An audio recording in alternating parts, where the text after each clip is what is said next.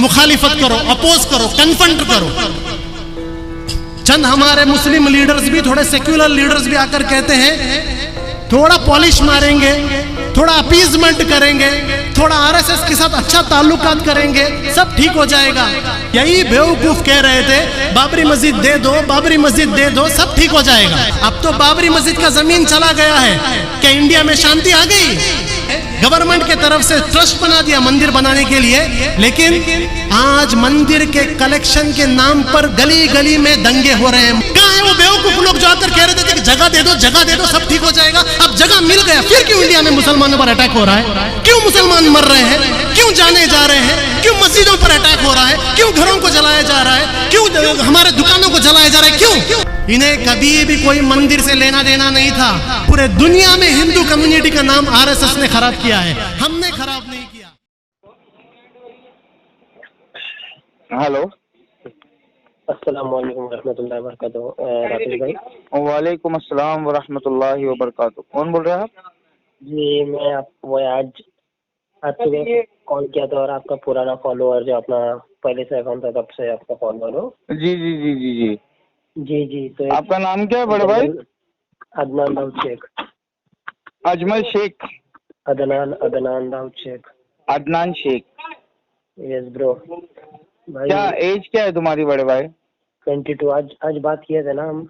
आज ही सुबह जो बात हुई थी, राइट? या। तो आप कहाँ से हो? मैं लोनावला में रहता हूँ बड़े भाई। लोनावला में? माशाल्लाह, बहुत मस्त जगह है, घूमने फिरने लायक जगह है। हम मुंबई में पले बड़े पैदा हुए और मुंबई में ही लगता है टपकने वाले बहुत जल्दी, क्योंकि हमारा जो रास्ता है ना वो खतरों से भरा हुआ है। जी राकेश भाई जी मेरा एक सवाल था कि मतलब एक जनरल ये था जो क्या कनेक्ट हो सकते हैं हम? हाँ? मतलब हम जब मैं बोल रहा हूँ हम मतलब अपनी टीम, हाँ, अपनी टीम में अलग से, तो क्या हम पीएफआई से कनेक्ट हो सकते हैं?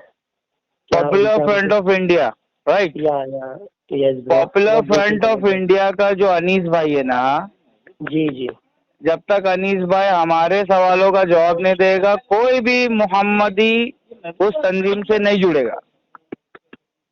अच्छा। तो मतलब मैं कौन हूँ? मैं इंडियन हूँ। जी भाई समझ रहे? मैं इंडियन हूँ और मैं इंडियन होने के बाद में मैं मुसलमान भी हूँ, और मुसलमान होने के नाते हम मुसलमानों को वो चीजें बताते हैं जो उनके कुरान में लिखी हुई है, ठीक है?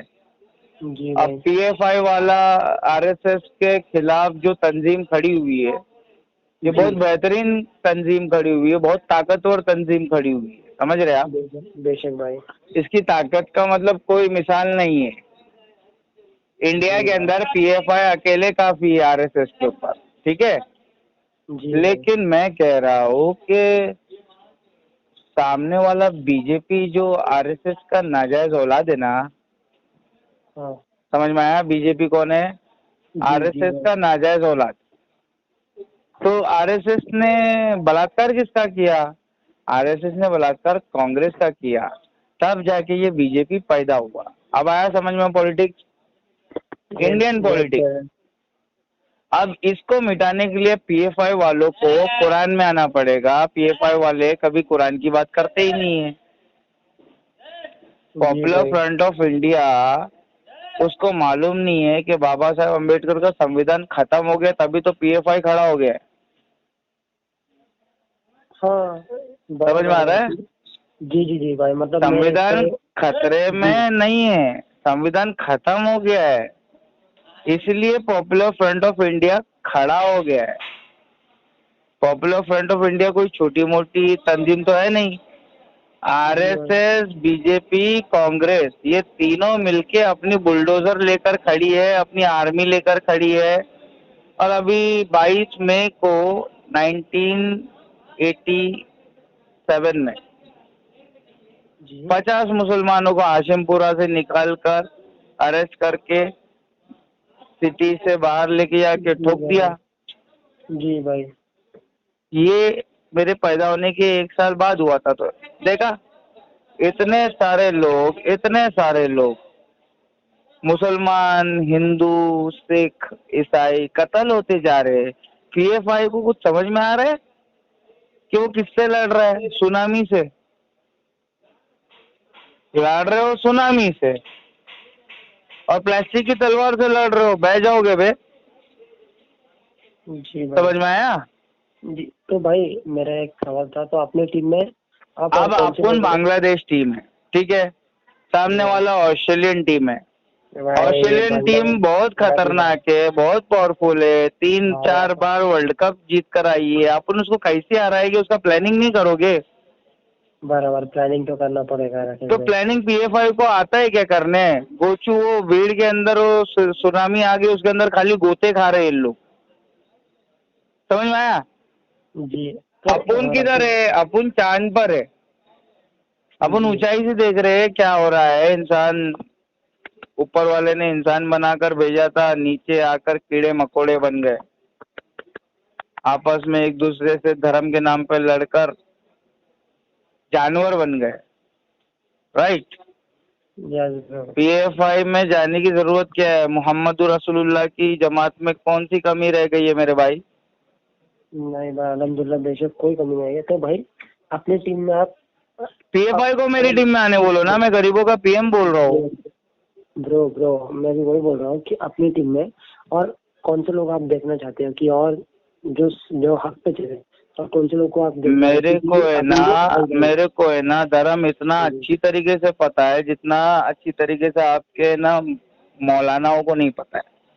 ये अल्लाह का करम है, मेरा इसमें कोई औकात नहीं है। मैंने अभी तो मैदान में कदम भी नहीं रखा हो सीखने के लिए। राकेश भाई मुझे मत बताइए, मैं तो पहले से जानता हूँ। आप जो मतलब फॉर एग्जांपल देता हो, तो वो सैम स्टोरन, वो भाई उनको क्या आपका सार्केज्म पसंद नहीं आया? आप जो मतलब पॉइंट बता रहे थे वो समझ नहीं आया? वो किसको? सोहम भाई? जो सैम सैम हाँ, सैम स्टैलोन। तो उसे समझा नहीं। मैं पहले से समझता हूँ भाई, आप जो क्या बोलते हो और क्यों बोलते हो, मतलब अल्हम्दुलिल्लाह, अल्हम्दुलिल्लाह। मतलब तुम मेरे से अच्छी तरीके से ट्रेंड हो चुके हो, मेरी बातों को अच्छी तरह। आप अल्हम्दुलिल्लाह, आपके शायद 100 के भी नहीं थे जो आपकी वो वीडियो वायरल हो गई थी ना। कौन सी आपने उसे, आप जेल में जाके आए थे, जाने के बाद से मैं आपको तब से फॉलो करता हूँ अल्हम्दुलिल्लाह। तो मेरे को पता है कि आपका सार्केज्म कौन सा है, आप जो क्या बेसिक थिंग बोलते हैं। अभी आप उसको मतलब सैम भाई को बता रहे थे खुल गए या माजूद के, वो अपने दिन में नहीं भाई तू ये बोला ये, अरे भाई तो बात तो सुन, और ज्यादा उनको कनेक्टिविटी। तो सैम भाई अपने टीम में आया तो और ज्यादा अपना सोशल मीडिया पे पड़ेगा। और सैम भाई कौन है मैं तुमको बता रहा हूँ। हमें तो अपनों ने लूटा, गैरों में कहाँ दम था? गैर कौन है, अपने कौन है? अपने जो सैम स्टैलोन है, ये अपने है ना। तो किससे लड़ते हैं? बच्चे लोग से लड़ते हैं, समझ रहे? हाँ भाई ये बच्चे लोग से डिबेट करते हैं। मैं इनको कह रहा हूँ, बचपना गिरी बंद करो बॉक्सिंग करना, चलो एकदम खुले में डिबेट करते हैं, ठीक है? पहले शिया सुन्नी सऊदी तुम लोग एक हो जाओ। अब तुम लोग सारे स्कॉलर एक तो हो जाओ पहले। क्या तुमको उम्मत मोहम्मदिया को गाजर मूली की तरह कटाने का शौक है? शिया सुन्नी सऊदी के स्कॉलर से पूछ रहा है ना पहले, कि मोदी जी से सवाल पूछोगे? जी अपने घर में हग कर दूसरों के घर के अंदर कितना गंदगी है वो कैमरा लेके तुम लाइव जाओगे? ये पॉइंट भी नोटेड ब्रो। अपने घर में हगा हुआ पड़ा हुआ है, छोड़ के रखा है। शिया सुन्नी सऊदी ये मोहम्मदी थे कभी? ये मोहम्मदी, इनको मोहम्मदी बनाने का काम अल्लाह ने मेरे ऊपर डाल दिया है। नॉलेज है, नॉलेज। तो इंजन के पास में हेडलाइट होता है, बोगी के पास में हेडलाइट नहीं होता है। बोगी को चिपक के चलना पड़ता है, पिच्चू। राइट? अपन इंजन है, इंजन का लाइट बहुत पावरफुल है। हमारे पास में इतना नॉलेज है कि सामने वाले को हमें ना अपने नॉलेज से अंधा कर देगी, अपना दीवाना कर देगी। तो ये नॉलेज हमको अल्लाह ने दिया ना, कोई माँ के पेट से सीख के आता है क्या? नहीं भाई। हाँ, ईसा अलैहिस्सलाम सीख कर आए थे, ठीक है? माँ के पेट से कोई सीख कर नहीं आता है, लेकिन ईसा अलैहिस्सलाम सीख कर आए थे। और माँ को कहा गया था मौन व्रत रखो, आपका मुंह बंद रहेगा, आपका उपास है। जी भाई। मरियम अलैहिस्सलाम ने उपवास रख लिया। अब लोगों ने पूछा ये कहाँ से बच्चा लाई है, किसके साथ मुंह काला की है, तो बच्चे ने जवाब दे दिया। समझ में आया? बच्चे ने जवाब नहीं दिया था, ये मौलाना इनकार करके बताया मेरे सामने। समझ में आ रहा है? ये शिया सुन्नी सऊदी, कुरान में लिखा है अतीउल्लाह व अतीउर रसूल। अल्लाह की इताअत करो, अल्लाह की बात मानो, अल्लाह की फर्माबरदारी करो और उसके रसूल की फर्माबरदारी करो। राइट जी भाई। फिर कुरान में अल्लाह ताला कह रहा है कैसे फर्माबरदारी होगा, अल्लाह की रस्सी को मजबूती से थाम लो और फिरको फिरको में ना बंटो। बेशक बेशक। ये भी कुरान में लिखा है। जी तो भाई। तुम अल्लाह के अलावा किसी और को अगर पुकारते हो तो तुम वो अल्लाह की रस्सी को नहीं पकड़ोगे। जी भाई। समझ में आया? जी। और राकेश भाई एक मतलब, तो सैम स्टैलियन कौन है? शिया है, सुन्नी है, सऊदी है, तो सऊदी परस्त है। समझ में आया? अच्छा। वो जो स्कार्फ पहनता है ना, उसको उसको फॉलोइंग किधर है, उसका उसका दिल किस तरफ माइल है, वो बताता है वो। हाँ हाँ हाँ हाँ। समझ रहे? Yes yes. ये सरों पे साफा बांधने का सिस्टम अरबी लोगों का है, ठीक है? अच्छा। और मेरे नबी का काम था चद्दर ढाकना। जय भोलेनाथ की। सर पे। जी जी राकेश भाई। बनवाऊंगा नहीं, खरीद के लाऊंगा।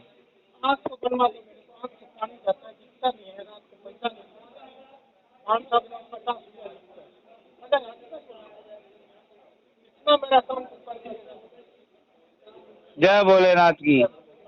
चिंता नहीं कोनो बात की, टेंशन मत लो, मालिक कर देगा, मालिक कर देगा। चलो। और राकेश भाई पापा कैसा है, हमारा छोटा भाई कैसा है? राकेश भाई। हाँ, हमारा छोटा भाई कैसा है, आपका बेबी कैसा है? हमारा छोटा भाई, हमारा बेबी, हमारा हसन, मैं उसको खिलाता नहीं हूँ मालूम है, क्योंकि मेरे को ना मेरे नबी की उम्मत की पड़ी हुई है। मेरा नबी रात रात भर रोता था। इन लोग को, पागल लोग को समझ में नहीं आ रहा है, ये शिया सुन्नी सऊदी वालों को, मेरा नबी रात रात भर क्यों रोता था। हाँ, वो भी अल्लाह के बारगाह में खड़े रह के इतना रोते थे, खड़ा रह के कि उनके पैर सूज जाते थे। हाँ, ये मेरे नबी के पैर के सूजन के बारे में कुछ सोच रहे क्या? ये शिया सुन्नी सऊदी पीएफआई की बात कर रहे। पीएफआई तो बहुत बाद में वाला फिरका बना रहे, इसके पास तो कुरान और सुन्नत है ही नहीं। पीएफआई के पास में कुरान और सुन्नत नहीं है। और अल्लाह के रसूल ने क्या कहा, मैंने तुम्हें दो चीजें दिए जा रहा हूँ, मैं तुम्हें दो चीजें दिए जा रहा हूँ, जब तक इन दो चीजों को मजबूती से थाम लोगे तुम्हें कोई गुमराह नहीं कर सकता। एक अल्लाह की किताब, दूसरी मेरी सुन्नत, नबी की सुन्नत। नबी की सुन्नत ना, सुन्नत में तुम्हारे पास में पैसा है, ना अपने घरों की इज्जत बचाने के लिए तुम्हारे पास में नबी का जो औजार था शमशीर, वो भी दूसरी सुन्नत, वो भी नहीं है। तो कैसे तुम लोग ईमान बचाकर जियोगे रे? याजूज माजूज भैया, ये दुनिया के अंदर गुंडे लोग रहते हैं, शरीफ लोगों के लिए रहने के लिए कोई जगह नहीं है। हकीकत सुन ले। तेरे मौलाना लोग शिया सुन्नी सऊदी में जो बट गए ना, इन लोगों को मैं चैलेंज करने का हुनर रखता हूँ। अब ये तुमको अच्छी तरह मालूम, राइट? तो मैं तुमको यही कह रहा हूँ कि पीएफआई के बारे में आपने हमसे राय पूछी है, तो हम राय का पहाड़ कर दिए। नहीं भाई, ये तो आप डिटेल में बताइए, इसीलिए तो मैं आपके क्वेश्चन किया ना भाई। पीएफआई वाला अनीस अहमद, उसको मैं कह रहा हूँ कि अगर तुम्हारा अकीदा सही नहीं है तो तुम कितनी भी मेहनत करो, तुमको सुराग नहीं मिलेगा जिससे तुमको छुटकारा मिलने वाला है। वो सुराग मिलना बहुत जरूरी है। और हाँ भाई मोहम्मद अली भाई, आपने एक मौलाना का नाम बोले थे कि कभी मैंने कभी मस्जिद बनाया तो इंशाल्लाह उस मौलाना को अपनी टीम में लूंगा। तो उन मौलाना का नाम मैं जान सकता हूँ? मैंने भूल गया, आपको मतलब कुछ जन्म में है? वो तो शेख इमरान हुसैन साहब है। जी जी जी। तो क्या अपन उनसे कनेक्ट हो सकते हैं? शेख इमरान हुसैन साहब इंग्लिश में तकरीर करते हैं और वो हमारे उस्ताद है, जिन्होंने हमको कुरान की वो छुपी छुपी आयतें बताई है जो शिया सुन्नी सऊदी छुपाते हैं हमसे। शेख एक वापिस से पूरा नाम बोला? शेख इमरान हुसैन। हुसैन। समझ में आया? जी जी भाई। ये हमारे आज के डेट में जो गुंडों का दुनिया है, गुंडों का दौर है, समझ रहे? दज्जाली दौर है ये। कौन सा दौर है? दज्जाली दौर है, और ये गुंडे लोग चलाते हैं इस दौर को, समझे? ऐसे गुंडे हैं कि जिनसे पुलिस वाले भी डरते हैं, समझ रहे? पैसे वाले गुंडे, समझ रहे? पावरफुल पॉलिटिकल गुंडे, ये इन लोगों का दौर है। ये लोग जैसा चाहे वैसा लड़की का बलात्कार करते हैं, और अगर कोई आवाज उठाए तो उसका भी एक्सीडेंट करके ना उसका वार करते हैं। समझ में आया? जी। तो ये सब याजूज माजूज खुल गए, तुम्हारी जान की कोई कीमत नहीं है अनलेस एंड अनटिल तुम जमात के साथ हो। अगर तुम जमात के साथ हो तो तुम्हारे को कत्ल करने से पहले 10 बार सोचेगा याजूज माजूज। समझ में आया? तो PFI संगठित हो रहा है ना। मैं बोल रहा हूँ कि सबसे बेहतरीन तरीका मेरे मोहम्मद का तरीका सल्लल्लाहु अलैहि वसल्लम। तुमको ये समझना पड़ेगा PFI वाले लोगों को कि हमारे लिए रोल मॉडल आइडियल बनाकर अल्लाह ने प्रॉफिट मोहम्मद सल्लल्लाहु अलैहि वसल्लम को भेजा है। समझ में आया? जी भाई। हमको अनीस अहमद को फॉलो नहीं करना है, अनीस अहमद को प्रॉफिट मोहम्मद को फॉलो करना है। जो अली रज़ियल्लाहु ताला अन्हु ने जो जैसा फॉलो किया था ना, जी भाई, उनके बिस्तर पर अपनी जान को कुर्बान करने के लिए जिस तरीके से अली तैयार हुए थे, उस तरीके से हमको तैयार होना है इस देश को बचाने के लिए। समझ में आया? जी भाई। हाँ, तो ये तरीका है, ये स्ट्रैटेजी है। अगर गलत जाएंगे तो मिशन पर नहीं पहुंच पाएंगे, तो गलत जाएंगे या सही जाएंगे इसका नॉलेज PFI वाले अनीस अहमद साहब को नहीं है, तो गलती कर देंगे ना। बेशक। अगर मीटर बॉक्स लाइट चली गई है और मीटर बॉक्स के अंदर अनीस भाई अगर उंगली कर रहे हैं, उनको पता नहीं है कि कौन सा वायर किधर लगाने का, तो ब्लास्ट हो जाएगा ना। Of course. तो PFI के अनीस अहमद साहब रेडीमेड मुसलमान है, और अल्लाह ताला ने हमको है ना अपने मर्जी से अली बनाया है। तो राकेश भाई, अभी हम कनेक्ट अपनी टीम कैसे एक्सटेंड कर सकते हैं जनरली, मतलब लोकेलिटी? ये जो रिकॉर्डिंग अब जाएगी सोशल मीडिया पे, जितने भी मोहम्मदी होंगे, अगर वो फिरका परस्ती से नफरत करते हैं तो वो राकेश एक्स को सपोर्ट करे। राकेश एक्स नरेंद्र मोदी जी से टकराने का पूरा हुनर रखता है, पूरा। अल्हम्दुलिल्लाह, ये अल्लाह का फजलो करम है, इसमें मेरी कोई औकात नहीं है। अगर वो गरीब माँ का बेटा है तो मैं भी गरीब माँ का बेटा हूँ, लेकिन मैं आतंकवादी संगठन का साथ नहीं दे रहा, मैं मोहम्मद रसूलुल्लाह सल्लल्लाहु अलैहि वसल्लम का साथ दे रहा हूँ। समझ में आया? जी। तो हमारा कोई भी लालच नहीं है, दुनिया के अंदर कोई कीमत ऐसी बनी नहीं है जो अली को खरीद सकते। समझ में आया? तो हम बिकने वाले नहीं है और झुकने वाले तो बिल्कुल भी नहीं है, और झुकते हैं तो सिर्फ अल्लाह के आगे झुकते हैं, महादेव है हमारा। समझ में आया? तो वो हमारा रब्बुल आलमीन के आगे झुकते हैं और किसी के आगे नहीं झुकते। तो हम यही कह रहे हैं कि वफा तूने मोहम्मद से तो हम तेरे, हमारी किसी से दोस्ती नहीं है, हमारी दुनिया से दुश्मनी है, हमारी दोस्ती सिर्फ अल्लाह से। ठीक है? ये दुनिया के अंदर जो पब्लिक है ना, ये सबसे कमीनी है। सुन ले अच्छी तरह, कुरान कह रहा है, ये दुनिया में जो पब्लिक है ना, ये सबसे कमीनी है। पुलिस इतनी कमीनी नहीं है, पॉलिटिशियन इतना कमीना नहीं है, जितनी कमीनी पब्लिक है। समझ में आया? तो ये पब्लिक के लिए नहीं लड़ता हूँ मैं मोहम्मद रसूलुल्लाह के लिए लड़ता हूँ, ताकि मेरे को उनका पड़ोसी बना दे अल्लाह। समझ में आया? मरने के बाद में शॉर्ट है, सबका हिसाब किताब है, अपने को हिसाब किताब देने का नहीं है। इसलिए अल्लाह तू मेरे को अपनी राह में उठा ले, जिंदा उठा ले। समझ में आया? जी भाई। हाँ, गुनहगार हूँ मैं भी, मैं कोई दूध का धुला हुआ नहीं हूँ, मैं जलेबी की तरह सीधा नहीं हूँ। समझ में आया? बेशक। हाँ, मैं गुनहगार इंसान हूँ, मैं राकेश एक्सी सही हूँ। मेरे को तुम फिरका परस्तों का कोई सपोर्ट नहीं चाहिए, मेरे को फिरका परस्तों का कोई सपोर्ट नहीं चाहिए। कोई भी हिंदू भेदभाव करता हो उसका भी सपोर्ट नहीं चाहिए, मेरे को सिर्फ सच्चे लोगों का सपोर्ट चाहिए। और अगर वो दुआ में भी याद करेंगे ना तो भी काफी होगा उतना सपोर्ट। समझ में आया? अल्हम्दुलिल्लाह। और राकेश तो भाई, हाँ, ये मेरा मतलब ये ऑफ द टॉपिक था, मतलब यहाँ तक रिकॉर्डिंग स्टॉप कर सकते हैं, मतलब ये ऑफ द टॉपिक था।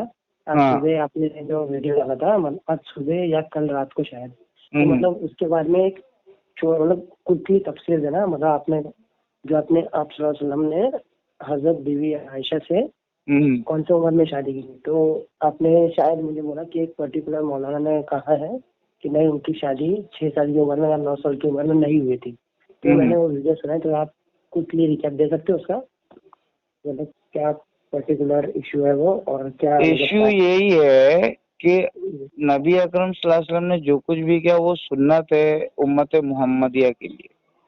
जी जी। दलील के तौर पे मैं तुमको एक बात समझा दूं कि एक बार अल्लाह की हलाल करदा चीज नबी ने हराम कर दी थी, और वो चीज क्या बोले? अल्लाह की हलाल करदा चीज नबी ने हराम कर ली थी अपने ऊपर। किसके ऊपर? अपने ऊपर। शहद को हराम कर लिया था। अच्छा अच्छा। किसको हराम कर लिया था? शहद। तो तुरंत वही उतरी, ए नबी, आप जिस चीज को हम हलाल कर दे, आप कौन होते हो उसको हराम करने वाले? अल्लाह अकबर। आपके हराम करने से आपके चाहने वाले भी उस चीज को हराम कर देंगे।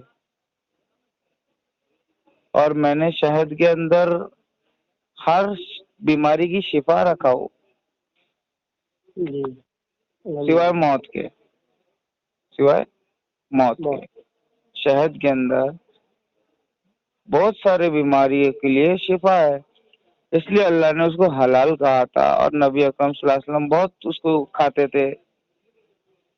तो बीवियों को थोड़ा टेंशन हो गया, क्योंकि वो एक बीवी बना कर देती थी, उनके हुजरे में जाकर रोज आधा एक घंटा टाइम स्पेंड करके आते थे। दूसरे बीवियों को थोड़ा हो गया प्रॉब्लम, तो बीवियों ने बोला कि आपके पास आएंगे तो आप भी कहना, मेरे पास आएंगे तो मैं भी कहूंगी। क्या कहेंगे? आपके मुंह से बू आ रही है। अल्लाह।